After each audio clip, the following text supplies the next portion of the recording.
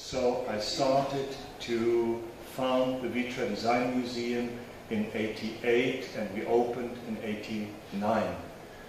I don't have pictures now of the museum because I want to tell you more about our educational center in France. The content is related very much to practical experience, not the perfection as I mentioned, but how to develop the project. And we are not concentrating only on industrial design, but we have a very large view on creating objects. So there is landscaping, graphic design, stage design, exhibition design, industrial design, craft, fashion, jewelry. It's the entire scope of creativity.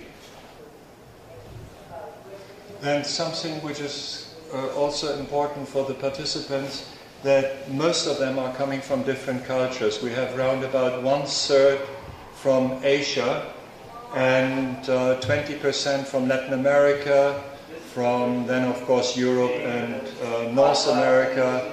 North Africa is getting more important now, but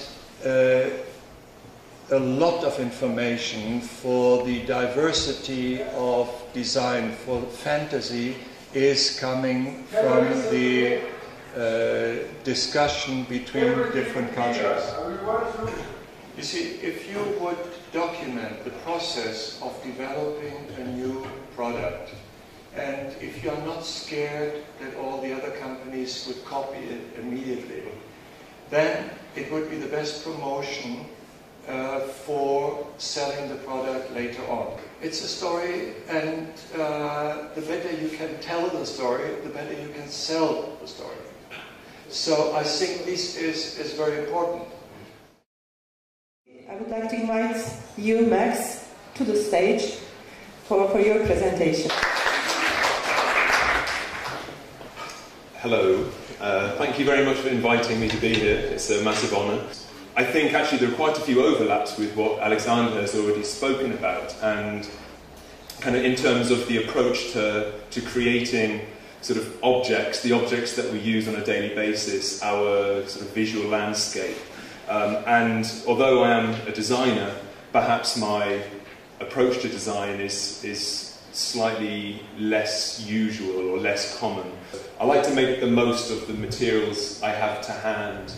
I don't think, okay, I want to make something using rapid prototyping or slip casting or another process that I don't have the equipment for. I look at what I've got, and I had a kitchen sink, and that I could use or reappropriate my kitchen sink to use as a mould for the wax. And I've created chairs using this same sort of honeycomb pattern.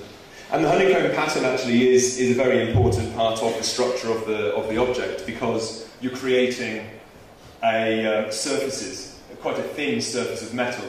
And if you had quite a large expanse of metal, it would just be like a drum, like a skin, and it would actually be quite fragile. Whereas by joining two skins together with like a tunnel in the centre, then you join those two surfaces together and it becomes a very sort of homogenized structure. If you start with the material and you learn from it, the material will teach you as a designer. I mean, we learn from the material itself, and I think that's my I suppose philosophy towards design, that the material shapes who I am rather than I shape what the material becomes.